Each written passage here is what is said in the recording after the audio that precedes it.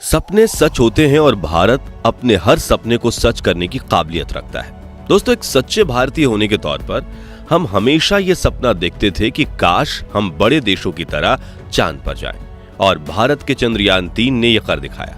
हम ये सोचते थे कि काश ओलंपिक में हमें भी गोल्ड मिले, और नीरज चोपड़ा ने वो कर दिखाया। हम ये भी सोचते थे कि भारत को दुनिया की नहीं बल्कि दुनिया को भारत की जरूरत हो, और तेजी से बढ़ रही भारत की इकोनॉमी ने वो भी कर दिखाया, क्योंकि आज दुनिया भर की कंपनीज भारत के साथ व्यापार करना चाहती है।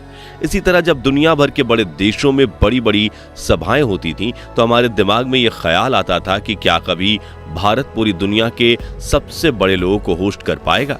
और G20 समिट होस्ट करने के बाद हमने ये अपना सपना भी पूरा कर दिया है। पूरी दिल्ली दुल्हन की तरह सजी हुई है, और भारत में इतने बड़े बड़े मेहमानों का आगमन हुआ है कि देखकर दुनिया हिल गई है। अमेरिका से लेकर जापान तक, ऑस्ट्रेलिया से लेकर इंग्लैंड तक, साउथ कोरिया से लेकर जर्मनी और फ्रांस के राष्ट्रपति, प्रधानमंत्री और बड़े बड़े लोग एक ही साथ एक ही समय पर हमारे भारत में G20 समिट का हिस्सा बनने के लिए पहुंच गए हैं। चारों तरफ खुशी का माहौल है और पूरी दुनिया की नजर भारत पर टिकी हुई है। हो सकता है कि कुछ लोग इसे पैसे की बर्बादी कहेंगे, कुछ लोग इसे साधारण इवेंट मानेंगे, और कुछ लोग इसे आने वाले इलेक्शंस के लिए रूलिंग पार्टी के दांव पेच मानेंगे। लेकिन आपको बता दें कि ये इवेंट आपकी और हमारी सोच से काफी बड़ा है, और ये उस भारत के लिए तो इतना सुनहरा है जो आज से सिर्फ 75 साल पहले गुलामी की जंजीरों को तोड़कर आजाद हुआ था, और इतने कम समय में ये दुनिया की 5वीं सबसे बड़ी इकोनॉमी बन गया है। और इसे वही एक भारतीय समझ सकता है जिसने आज से 30 साल पहले देश का मजाक बनते देखा है, जिसने भारत में होने वाले आतंकी हमलों को करीब से देखा है। क्योंकि आज से कुछ दशक पहले जिस भारत में आए दिन टेररिस्ट हमले होते थे, दंगे फसाद होते थे, आज उसी देश की सुरक्षा पर दुनिया के 20 सबसे बड़े देशों ने इतना भरोसा दिखाया है कि अपने देश के सबसे महत्वपूर्ण लोगों को भारत में भेजा है। तो कैसे हुई G20 की शुरुआत? इस साल G20 के प्रेसिडेंसी से भारत को क्या मिलेगा, और क्यों चाइना वाले भारत से जल रहे हैं, आइए जानते हैं। सबसे पहले बात करें G20 की शुरुआत की, तो साल 1997 में दुनिया भर के कई देशों में भयंकर इकोनॉमिक्स क्राइसिस चल रहे थे, जिसका इफेक्ट ज्यादातर एशियाई देशों पर हुआ था, जिसमें करेंसी की वैल्यू तेजी से नीचे गिरने लगी, बेरोजगारी बढ़ने लगी और दंगे फसाद शुरू हो गए थे, जिससे बड़े देशों के पॉलिटिकल लीडर्स ने यह नोटिस किया कि ग्लोबलाइजेशन की वजह से दुनिया भर के देश एक दूसरे से कनेक्टेड हो गए हैं, और एक देश में हो रही समस्या का असर दूसरे देश में भी हो रहा है, जिससे 26 सितंबर 1999 के दिन G20 ग्रुप की स्थापना की गई, जिसमें G20 बनने से पहले G7 कमेटी के Canada, United state of America, United kingdom, Germany, France और इटली जैसे 7 देश शामिल हुए।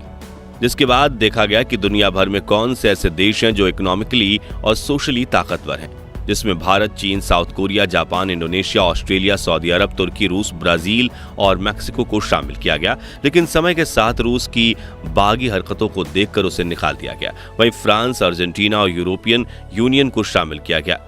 इस तरह G20 समिट बनी और समय के साथ बदलती रही। अब दोस्तों, G20 ग्रुप में मौजूद सभी देशों को बारी बारी से हर साल प्रेसिडेंसी दी जाती है, जिसमें वो पूरे ग्रुप के लीडर की तरह एक्ट करता है और सभी काम करता है, जैसे कि G20 के एजेंडा को तय करना, वेबसाइट चलाना, थीम डिसाइड करना, इसके साथ साथ समिट को होस्ट भी करना। और इस साल जब ये मौका भारत को मिला है तो हमने इसका जमकर फायदा उठाया है, लेकिन दुनिया को हमारी ज्यादा जरूरत थी, क्योंकि पूरी दुनिया में जो पावर का बैलेंस है वो 2 हिस्सों में बटा हुआ है, जिसमें एक तरफ अमेरिका, यूरोप और इंग्लैंड के कुछ देश हैं, दूसरी तरफ रशिया है, जिसने यूक्रेन से युद्ध करके दुनिया भर में अपने कई दुश्मन बना लिए हैं, और चाइना इस वक्त रूस के साथ खड़ा होने की एक्टिंग कर रहा है, इसलिए दुनिया चाइना से भी चिड़ी हुई है। लेकिन भारत इनमें से किसी ग्रुप में नहीं आता, बल्कि हम अकेले इन दोनों ग्रुप्स को संभाल सकते हैं। जी हाँ, जहां एक तरफ भारत के रूस के साथ अच्छे रिश्ते हैं, वहीं चाइना के पास भारत ही एक इकलौता देश है जो उसकी गुंडागर्दी को रोक सकता है। ऐसे में यूएस, इंग्लैंड और यूरोप के देश भी भारत के साथ अच्छे ताल्लुकात बनाए रखने की कोशिश में लगे हुए हैं। अब बारी आती है G20 समिट से भारत को क्या फायदे मिल रहे हैं। तो सबसे पहला फायदा होगा दुनिया की सबसे बड़ी ताकत का हिस्सा बनना। दोस्तों, आपको बता दें कि दुनिया भर में 195 देशों में से 20 देशों की वर्ल्ड इकोनॉमी में 85% की हिस्सेदारी है, वर्ल्ड ट्रेड में 75% हिस्सेदारी है, और दुनिया की 66% इन 20 देशों में आबादी रहती है। ऐसे में भारत इस साल इतने बड़े ग्रुप को लीड कर रहा है और इनके हर डिसीजंस में भारत की सहमति मायने रखती है। ऐसे में आप सोच सकते हैं कि भारत दुनिया की कितनी बड़ी सुपर पावर बन चुका है। दूसरा सबसे बड़ा फायदा है बड़े बड़े देशों से रिश्ते सुधार होना।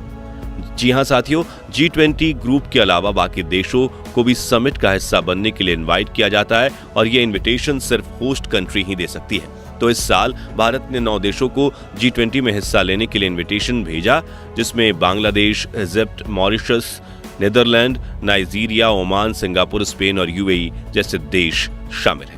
इसके अलावा इंडिया ने G20 ग्रुप के सामने अफ्रीकन यूनियन को परमानेंट मेंबर बनाने का ऑफर भी पेश किया, जिससे ये सभी देश भारत के अच्छे दोस्त बन चुके हैं, क्योंकि भारत ने इन्हें इतने बड़े प्रोग्राम का हिस्सा बनने का मौका दिया। वहीं अफ्रीकन यूनियन के चेयरपर्सन ने तो ये तक कह दिया कि इंडिया अब दुनिया की सुपर पावर बन चुका है और चाइना से तो काफी आगे निकल चुका है। तीसरा बड़ा फायदा इकोनॉमिक ग्रोथ होना। G20 समिट में पूरी टेबल की मीटिंग एक साथ होती ही है, साथ ही सभी देश एक एक करके होस्ट कंट्री से मिलते भी हैं और फ्यूचर प्लान्स के बारे में बातचीत करते हैं। ऐसे में भारत की इतनी arrangements, economic growth, market size और पावर देखकर G20 ग्रुप से जुड़े और इनविटेशन को स्वीकार करते हुए सभी देश ने भारत के साथ कोई ना कोई व्यापार करने के लिए हाथ मिलाया है, जिसका फायदा हमें आने वाले सालों में देखने को मिलेगा, क्योंकि अब दुनिया का कोई भी देश चाइना के साथ बिजनेस नहीं करना चाहता और चाइना के बाद कोई ऐसा देश है जिसके पास मैन पावर हो, यानी लोग हो, पावर हो और पैसा हो, तो वो भारत है। इसलिए भारत के इंपोर्ट एक्सपोर्ट के बिजनेस में तगड़ी ग्रोथ देखने को मिलने वाली है और ये सब देखकर चाइना पूरी तरह से जल चुका है। इसलिए तो G20 का हिस्सा होने के बावजूद इस साल चाइना के प्रेसिडेंट जिनपिंग भारत नहीं आए। इसके अलावा भी इस प्रेसिडेंसी से हमें इतने फायदे होने वाले हैं जिनके बारे में हमने बात जारी रखी तो ये YouTube के इतिहास का सबसे बड़ा वीडियो बन जाएगा। इसलिए चलिए आगे बढ़ते हैं। G20 2023 में भारत के थीम को देखते हैं। इस साल भारत ने G20 इवेंट के लिए one earth, one family, one future यानी वसुधैव कुटुंबकम की बात की है।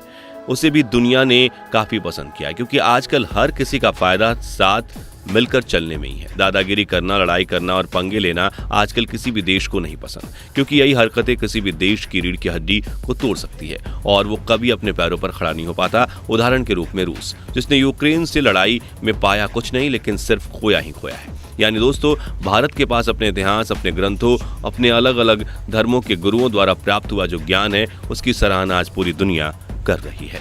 दोस्तों, G20 में दिल्ली को दुल्हन की तरह सजाया गया है और दुनिया के इतने इंपॉर्टेंट लोगों के रहने, खाने और सिक्योरिटी अरेंजमेंट में भी तगड़ा खर्च किया गया है। लेकिन आप सोच रहे होंगे कि कितना, तो आपको बता दें कि G20 समिट की प्रेसिडेंसी के लिए भारत ने 990 करोड़ रुपए का बजट तय किया था, लेकिन रिपोर्ट की माने तो केंद्र सरकार ने इस इवेंट में करीब 4100 करोड़ रुपए खर्च किए हैं। अब ये कम है कि ज्यादा, उसका अंदाजा भविष्य में इस बात से लगेगा कि इस समिट से हमें कितना फायदा मिलता है। दोस्तों, G20 समिट और उसमें भारत की भूमिका के बारे में जानने के बाद अगर आपको अपने देश पर गर्व हो रहा है तो कमेंट में जय हिंद, जय भारत जरूर लिखिए और वीडियो तो जरूर पसंद आया होगा तो जल्दी से इसे लाइक और शेयर कर दीजिए। साथ ही ऐसी कमाल की वीडियोस देखते रहने के लिए हमारे चैनल को सब्सक्राइब करने के साथ साथ पास वाली घंटी को जरूर बजा दीजिए और हमारे फेसबुक पेज को फॉलो करना मत भूलिएगा। धन्यवाद।